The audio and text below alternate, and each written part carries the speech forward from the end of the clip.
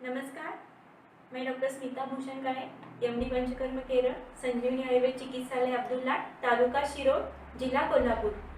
आप सभी का हमारे संजीवनी आयुर्वेद इस यूट्यूब चैनल पे मैं तहे दिल से स्वागत करती हूँ।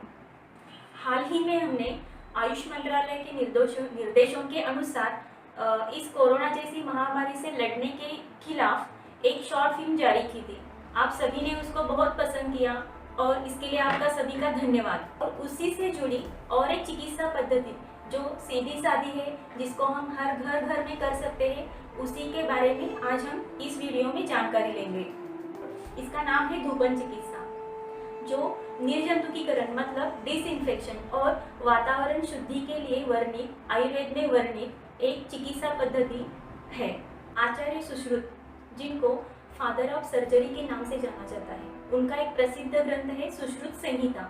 उसमें एक अध्याय वर्णित है जिसका नाम है व्रणित उपासनीय। इस अध्याय में जो व्रणित है मतलब जिसका शस्त्र कर्म या जिसका ऑपरेशन या जिसकी सर्जरी की हुई है, या जो शल्य कर्म मंदिर यानी कि ऑपरेशन थिएटर है, उसका निर्जंतुकीकरण मतलब डिसइंफेक्शन करने के अलग अलग तरीके बताए हैं, जिसमें धूपन कर्म का उल्लेख किया गया है। आचार्य चरक ने चरक संहिता नामक ग्रंथ में औसर्गिक रोग मतलब जो संक्रामक रोग होते हैं उनके बारे में विस्तार रूप से वर्णन किया है। ऐसी महामारियां कौन से कारण से उत्पन्न होती है, वो कैसे फैलती है और इनके दौरान कौन कौन सी सावधानी बरतनी चाहिए, इसके बारे में सब विस्तार रूप से बताया है। आचार्य चरक ने इसी ग्रंथ के जाति सूत्रीय नामक अध्याय में रोगी के वस्त्र और रोगी जिस कक्षा में या व्रणित आगार में रहता है उस रूम का डिसइंफेक्शन हेतु धूपन चिकित्सा करने का निर्देश किया है। हमारे आसपास की हवा करोड़ों जीवाणु, विषाणु, फंगस और प्रोटोजोआ आदि से भरी हुई है। हमारे घर के धूलिकणों में मतलब डस्ट में बहुत सारे सूक्ष्म जीवाणुओं का वास होता है। हवा में इन विविध रोगाणुओं की संख्या 10 से 10,000 प्रति घन मीटर तक होती है। इन रोगाणुओं को जीवित रहने के लिए और प्रजनन करने के लिए वातावरण में नमी की मतलब ह्यूमिडिटी या मॉइस्चर की आवश्यकता होती है। अक्सर लोग जब रोगाणुओं के बारे में सोचते हैं तो वे विविध बीमारियों के बारे में भी सोचते हैं, लेकिन उनमें से सभी रोगाणु रोगजनक नहीं होते।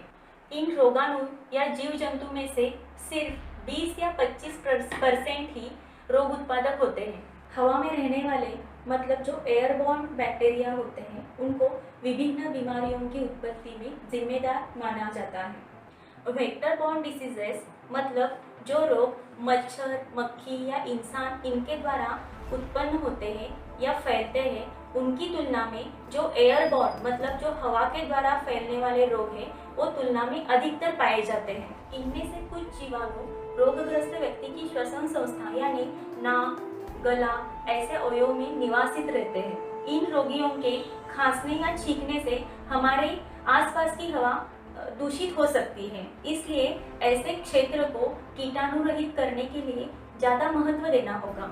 और इन्हीं क्रियाओं के द्वारा संक्रामक रोग वातावरण में फैल रहे हैं, और इन संक्रामक रोगों को रोकने के साथ साथ उनके नियंत्रण उपायों के बारे में भी सोचने का अब वक्त आ गया है। इसलिए आज हम धूपन कर्म जो ऐसी संक्रामक व्याधियों का प्रसार रोकने में और उनको नियंत्रण करने में सक्षम चिकित्सा है, उसके बारे में जानकारी लेंगे। अभी हम धूपन करके देखेंगे। इसके लिए हमें एक धूपदानी लगेगी। ये सभी धूपन द्रव्य है। इसमें एक वेखंड, जिसे हम मराठी में वेखंड कहते हैं, संस्कृत में वचा कहते हैं और हिंदी में इसको बच कहा जाता है। दूसरी है ये नीम की साल है, जिसको संस्कृत में नीम कहा जाता है और मराठी में इसको नीम कहते हैं। इसकी छाल यूज़ की है। तीसरा है ये करंज का पाउडर है। ये विडंग यानी वाई विडंग या मराठी में जिसको वावडिंग बोलते हैं, इसका चूर्ण है। ये शुद्ध गुग्गुलू यूज़ किया है। ये भीमसेनी कापूर है। ये दारू हरिद्रा है या हल्दी की पाउडर है। ये घी है। ये सफ़ेद सरसों या जिसको मराठी में पांढरी मोहरी करके बोला जाता है। ये बाज़ार में जो इजीली अवेलेबल होता है, जिसको दशाम धूप के नाम से जाना जाता है, इसको हमने लिया है। ये है ऊद, जिसको हम धूपन के लिए यूज़ करते हैं। ये गाय के कंडे मतलब गाईच्या शेणापासून बनवलेला शेणी, जिसको हम गाय के कंडे बोलते हैं, इसको हम यूज़ करेंगे। ये मैच बॉक्स है और एक स्पून है। पहले हम गाय के कंडे लेंगे, 2 या 3 बस है। पहले हम इन कंडों को हवा आने जाने के हिसाब से एक दूसरे के ऊपर रखेंगे।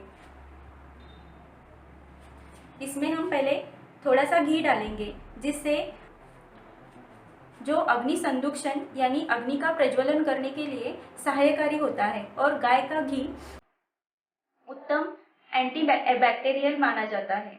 इसमें हम थोड़ा सा कैम्फर डालेंगे, जिससे भी अग्नि संदूषण के लिए मदद होगी।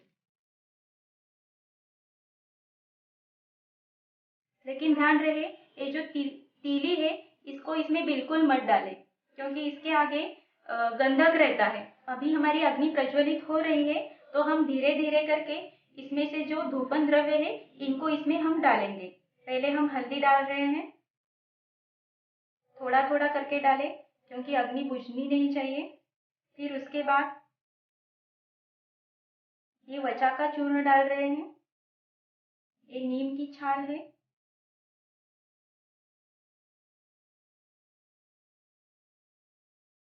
ये विडंग है, जो श्रेष्ठ कृमिहर बताया गया है। आयुर्वेद में ये जो सूक्ष्म जीव जंतु जो रहते हैं, उनको कृमि के नाम से जाना गया है। ये करंज का चूर्ण है, जिसको हम डाल रहे हैं। फिर ये शुद्ध गुग्गुलू है, जिसको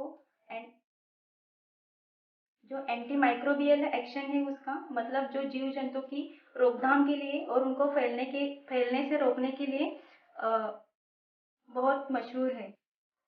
ये जो राई है, इसका रक्षोघ्न गुणधर्म बताया है, जिसका प्रोटेक्टिव एक्शन है।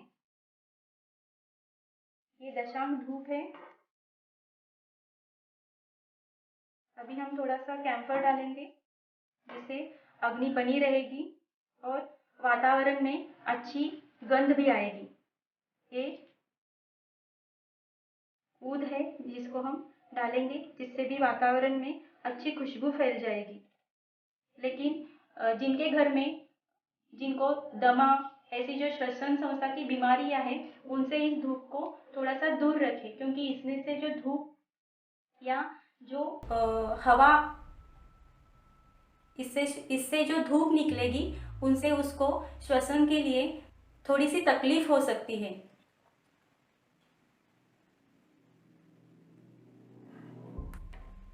अभी आप देख रहे हैं अग्नि का प्रज्वलन हो गया है और ये अग्नि बुझने के बाद इसमें से धूप निकलेगी। इस धूप को आप घर के हर रूम में 10 या 15 मिनट तक रखें, जिससे पूरी रूम में ये धूप फैल जाएगी और उस रूम का अच्छे से निर्जंतुकीकरण यानी डिसइंफेक्शन हो जाएगा।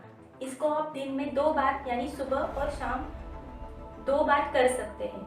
अगर पॉसिबल नहीं है 2 बार करना, तो दिन में 1 बार तो जरूर कीजिए, जिससे ऐसे संक्रामक रोगों को फैलने से और उनको नियंत्रण में रखने के लिए जरूर सहायकारी होगा।